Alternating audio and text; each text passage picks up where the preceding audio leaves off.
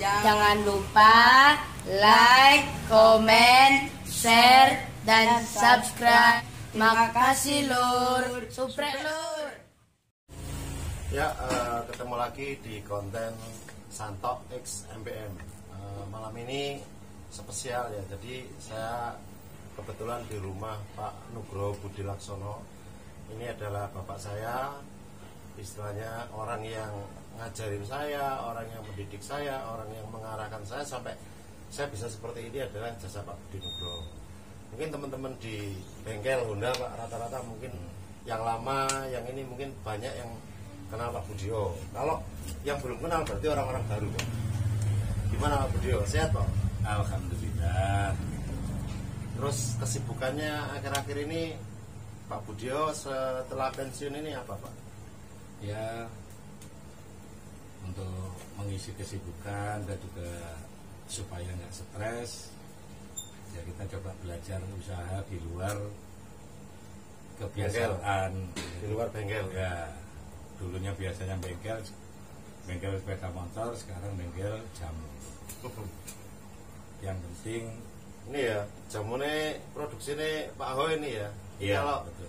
Sinomku, mereknya Sinomku. Jadi teman-teman mungkin di luar yang ya ini membantu usahanya Pak Budi Nugroho, ada Sinomku. Ini juga macam apa ya Pak? Wedang poka. Wedang poka, terus Sinomku, beras kencur ya? Beras kencur. Nah, beras kencur. Jadi ada 3 produk. 3 produk dari Pak Budi Nugroho. Mungkin teman-teman di luar pasti saya banyak yang kenal, teman-teman juga banyak yang kenal. Mungkin yang mau pesen bisa Pak ya? Bisa. Oke, langsung hubungi Santo atau hubungi sampean Pak? Bisa hubungi Santo, bisa langsung ke saya sama. Nah, saya mau belajar Pak O. Ini kan saya kan mulai kecil Pak O. Sama Pak Budio itu kan mulai saya sekolah, saya PKL yang mengarahkan Pak Budi Nugroho. Nah, hari ini kan Bapak kan harus pensiun. Tapi kan saya tahu teman-teman itu ya seangkatan saya banyak orang-orang yang istilahnya sudah menjadi orang sukses hari ini. Nah, tipsnya istilahnya mengkader, bisa orang bisa jadi sukses, kemudian bisa istilahnya apa ya? Aku melihatnya gini Pak. Pak O itu kelasnya wis dhuwur, ilmu ikhlas loh Pak. Nah, saya mau kasih apa Pak? Jadi begini, kalau kita itu bekerja berkaitan dengan mendidik orang atau dengan itu kembali pada diri kita sendiri. Kita tuh niatnya apa? Niat. Jadi kalau kita tuh niatnya hanya yang penting bekerja, yang penting dapat nilai, saya yakin apa yang kita sampaikan nanti tidak akan bisa tercapai. Karena apa niatnya yang kita sampaikan niatnya hanya nilai. Tetapi kalau kita itu niatnya bekerja, ingin membantu seseorang untuk maju dengan niat yang tulus, dengan sabar, dan tahu tentang ilmunya, nah, insya Allah teman-teman itu Bisa jadi orang sukses. Dan mungkin sekarang teman-teman banyak yang sukses. Ya, saya tahu Pak, kalau istilahnya kan kenapa kok saya ngomong ini ya, saya salah satunya meskipun saya belum sukses Pak ya, tapi kan dari kehidupan saya dulu Pak O ngerti sampai hari ini saya bisa punya ahas itu kan jasa Pak Budi Nugroho juga. Karena ya saya tidak mengeluarkan uang sepeser pun untuk gimana caranya buka, tapi Pak Budio itu mau mengarahkan saya sampai dengan saya punya. Terus teman-teman yang mekanik-mekanik ahas yang lain itu kan banyak Pak yang sekarang sudah jadi. Mungkin ada yang ya contoh ya kayak Tarsono sekarang ahasnya sudah 3. Muslimin ahasnya sudah 3. Alhamdulillah. Terus sama Jianto, Yanto. Nah, ini teman-teman yang mungkin yang nggak saya sebut banyak Pak. Ya gimana Pak O melihat teman-teman sekarang itu sudah jadi orang sukses? Ya, pertama saya bersyukur bahwa teman-teman itu bisa menjalankan bisnisnya dengan baik, dengan dasar ilmu yang benar. Jadi kalau melihat dari kesuksesan itu sebetulnya tidak bisa dipandang dengan 3 bengkel, 2 bengkel, 4 bengkel dan seterusnya. Tapi kesuksesan itu pertama adalah dari diri orang sendiri. Kalau orang sukses itu ukurannya uang, pasti dia akan melupakan sesuatu yang dahulunya saya itu bagaimana kok bisa begini. Nah, tentunya orang itu harus selalu melihat ke belakang, cara-cara bagaimana saya bisa berdiri seperti ini, bisa maju seperti ini, itu latar belakangnya apa yang saya kerjakan. Kalau kita menyampaikan sesuatu pada mereka dan mereka tidak patuh, tidak manut, ya pasti tidak akan terjadi. Tapi kembali lagi bahwa semua itu karena kehendak Allah. Jadi orang sukses itu intinya adalah kita cari uang dulu atau doa dulu, kan begitu orang bertanya. Nah tentunya kita harus seimbang. Pertama adalah berdoa dulu, karena kita mau bekerja kita selalu berdoa, belum melaksanakan kerja kita sudah berdoa. Jadi intinya bahwa kita harus selalu mengingat bahwa apa yang kita kerjakan nanti ini ingin dapatkan ridho dari Allah.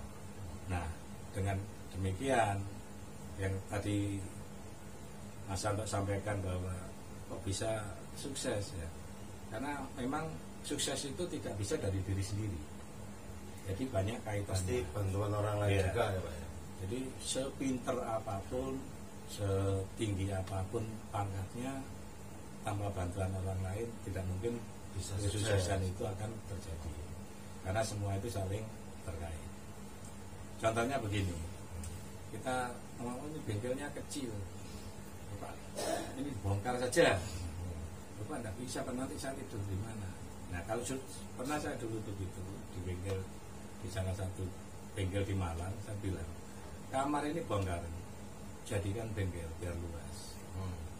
Tuh Pak, nanti rumah saya jadi kecil. Iya memang tambah kecil, tapi dengan adanya keluasan bengkel ini pendapatan Bapak akan meningkat dan Bapak akan bisa beli lagi rumah yang lebih besar daripada ini. Dan alhamdulillah itu juga terjadi. Begitu dibongkar, bengkel tambah luas, tambah bagus, hasilnya tambah banyak. Hasilnya banyak, sehingga dia bisa beli rumah lagi dan juga beli lahan yang luas. Nah itu gambaran bahwa kita itu melihat bahwa masukan dari orang lain ya, itu orang lain itu juga melihat sesuatu perkembangan ke depannya itu bagaimana. Nah tentunya kita itu kalau dulu, zaman dulu itu kalau supervisi itu hanya menengok absensi, nyatet-nyatet, terus feedbacknya tidak ada. Nah itu yang saya katakan tadi, bahwa kita hanya sekedar dapat nilai laporan, tapi tidak mendidik ya. Tetapi tidak mendidik. Pak Budio di Honda berapa tahun Bang? Ya saya bersyukur di Honda mulai bujang ya, mulai bujang 83 saya sudah bertemu di Honda, dan itu pun bukan jadi mekanik, jadi pembantu mekanik ya, tiap hari ngetap oli, nyuci mesin sampai 3 bulan. Enggak semakin sampai 3 bulan itu rekor, maksud waktu itu 3 bulan saya bisa bongkar mesin langsung. Jadi mulai bongkar sampai ini 3 bulan, dan itu saya hitung. Dan kemudian sampai akhir finish di Honda saya di 2016. Berarti total 30 ya 30-an tahun. 30 tahun lebih. 30 tahun di Honda. Jadi pasti orang Honda, orang Ahas, teman-teman pasti sing gak kenal Pak O pasti orang baru ya. Iya. Di atas 2016. Karena dulu itu saya menjadi instruktur Honda itu yang paling muda, dan yang saya ajar itu adalah sudah berumur semua Bapak. Sehingga kalau orang dulu yang Bapak pasti kenal saya, termasuk mekanik-mekanik yang lama mesti kenal saya. Cuman kalau dulu kan tidak ada yang namanya Pak Nugroho, tidak ada. Pak Budiho.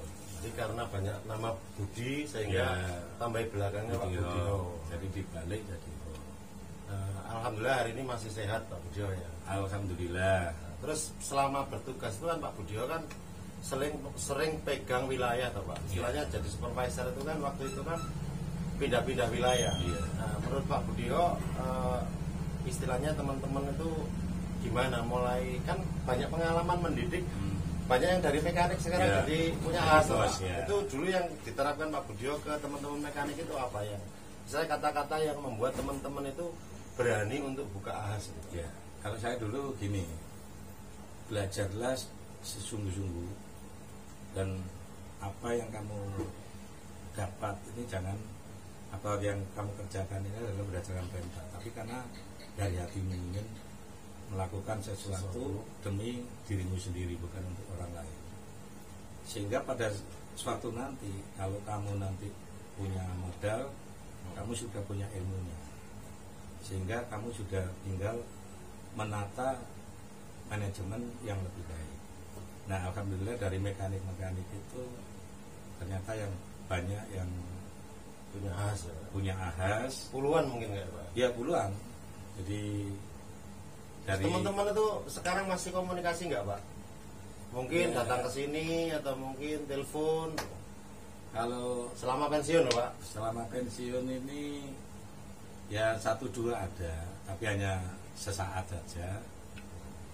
Untuk sampai saat ini pun saya pun itu juga saya nggak merasa dilalaikan atau dilalaikan. Karena memang Itu yang saya perlu banyak Ah. belajar itu ilmu ikhlas ya loh Pak. Itu karena apa yang jalan? saya berikan itu adalah saya agar mereka itu menjadi orang sukses, melebihi dari saya sebagai waktu itu saya sebagai supervisornya. Nah, dari belajar ikhlas apa ya, ikhlas itu adalah kesabaran. Saya harus sabar. Jadi saya dulu kalau mengajari begini, janganlah kamu melakukan sesuatu karena diperintah, tapi lakukan sesuatu karena hati nuranimu ini perlu dibantu. Oh, saya perlu belajar. Jadi semua itu bisa, saya kalau ngomong itu adalah ilmu katon, jadi bisa dipelajari dengan apa ya istilahnya, dengan sendiri atau dengan bantuan orang lain.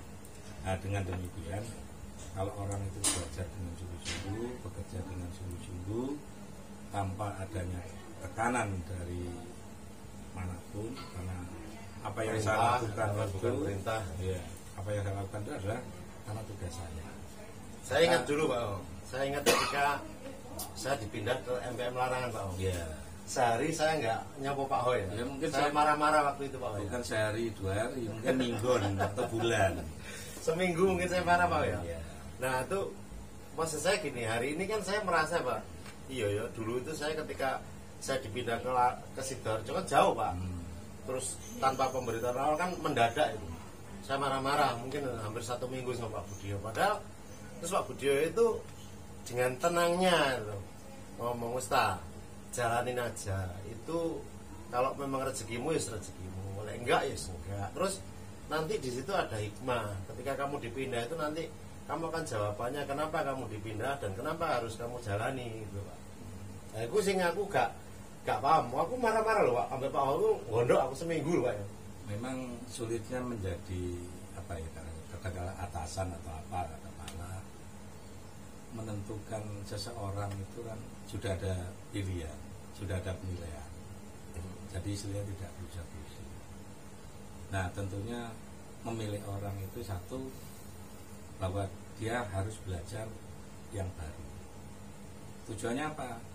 Nanti kalau selepas dia sudah pegang di situ, sudah banyak belajar, begitu dia mandiri, oh ternyata ilmu saya nambahnya banyak. Ya. Seandainya saya tetap menjadi Di simpang waktu itu. menjadi mekanik atau bagian krim, ya tidak ada ilmu tambahan yang signifikan. Mungkin gak buka as Pak ya. Ya mungkin tidak buka as karena spare part nggak ngerti, ya kan? Artinya hikmahnya hari ini saya Nah. saya terima itu hari ini.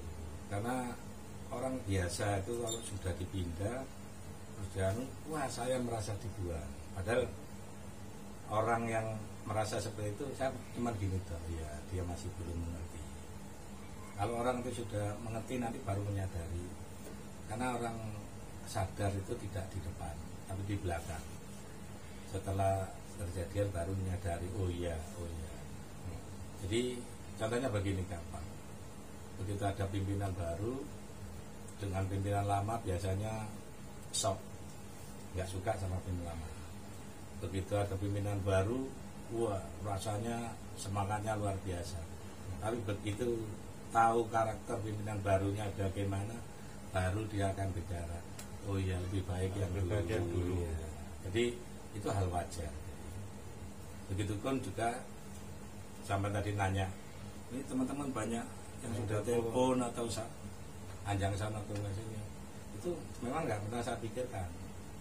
Karena mau datang silakan, mau telepon silakan. Saya biasa saja karena saya tidak mengharapkan sesuatu yang kamu nggak pernah istilahnya kamu dulu kalau nggak ada saya nggak mungkin ini, itu salah, pemikiran salah. Karena semua itu Allah akan menentukan. Jadi kalau saya sudah mengatakan begitu, saya akan takabur. Nah itu kesombongan. Jadi sifat sombong itu ya mungkin kalau ada sekarang teman-teman yang mungkin agak ya bukan sombong ya bisa menyadarkan belakang. Kita lihat belakang lagi. Jadi orang itu posisinya bagaimana, tidak mungkin langsung wah saya sudah langsung jadi ini, tidak mungkin. Pasti dia kan dari sini. Yang sering ini aku berarti Pak. Ya kamu kan mingguan bulanan ya. Ya ini kan bapakku yang kudu tak parani. Karena gini, orang itu biasa kalau sudah jadi itu lupa diri itu biasa. Karena memang aku loh sukses itu bukan karena Pak itu, karena ini modal-modalku dewi. Tapi ingatlah bahwa Anda sebelum punya ilmu itu belajar dengan siapa. Anda kalau mau keinginan sesuatu, Pak ini bagaimana caranya supaya ini ramai kayak ini. Nah, itu sudah hal biasa. Nah kita sebagai orang tua atau orang yang ini ya kita ajar mengarahkan caranya begini, melayani orang begini, cara servis begini. Semua itu harus ada apa ya? Saya kalau mau bilang, udahlah sepeda motor ini penyakitnya itu orang datang ke sini loh cuman ini Pak kalau dibuat jalan brok disetel klepnya sebuah alam macam setel yang tetapi broknya nggak hilang. Saya bilang kamu bukan orang pintar. Yang diutamakan kan keluarnya. Karena mereka tidak tahu apa yang dimaksud orang datang ke sini itu untuk apa? Untuk penyembuhan. Nah, sedangkan penyembuhannya itu di kepalanya bukan di perutnya. Nah, yang diumek perut sampai kepalanya tetap. Nah, itu yang maksud bahwa kita itu harus paham bahwa melayani seseorang itu kita harus tahu apa sih yang lupa katanya harus servis loh, iya memang harus servis ya. Tapi keluarnya itu sama kita kalau ke dokter ini perut saya mules, paling dicek tekanan darah apa itu hanya sekedar sebagai pelengkap formalitas. Iya, standar aja gitu. Tapi yang difokuskan adalah perutnya itu tadi resepnya apa yang cocok kan begitu. Nah itu banyak sampai saat ini mungkin banyak yang menganggap bahwa melayani itu pokoknya servis berapa poin, kan nggak tahu sekarang berapa poin sekarang. 16 poin ya. 16 poin. Ya, dulu 20 poin. 20 poin. Ya. Nah, cuman kan gini Pak, istilahnya kan saya itu perlu banyak belajar, masih perlu banyak belajar. Dulu kan yo dari kecil, dari awal saya PKL Pak ya. PKL jadi mekanik, terus kemudian jadi ke SA, jadi pernah jadi instruktur sebentar, terus ke Larangan itu kan ya memang belajarnya dari Pak Budio. Cuman kan yang sampai hari ini itu kan belajar sabar Pak. Belajar sabar terus belajar ya tadi saya membantu orang itu kadang-kadang kan si ono jengkel itu Pak. Jadi menghilangkan itu mau contohnya kayak gini. Ada teman-teman yang ngomong, saya nggak ngomong ada banyak teman-teman yang awalnya mekanik kemudian bisa mandiri, punya as lebih dari satu, kemudian ya mungkin teman-teman nih flight telepon aja enggak pernah ada. Ya apa caranya Pak supaya ya aku iso ikhlas nah Pak. Dari bahwa saya melakukan sesuatu ini gak ada ya, memang hal yang apa ya? Sesuatu hal yang mudah tapi sulit. Mudah diucapkan. Mudah diucapkan tapi sulit untuk dilakukan. Jadi teorinya sebetulnya sederhana.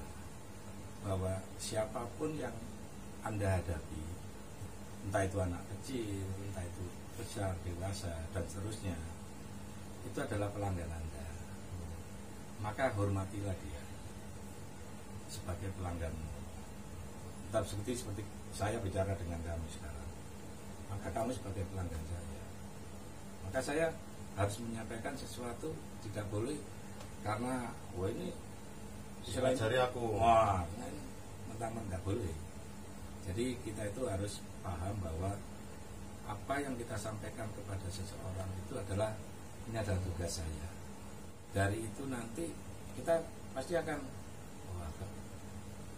bersyukur, kepuasan hati pribadi bahwa apa yang kita lakukan itu bisa menyenangkan orang. Intinya itu. Jadi ikhlasnya malah Pak. Jangan sampai kita itu supaya nggak dongkol apa yang kita lakukan ini. Jadi tadi bahwa itu adalah tanggung jawab saya.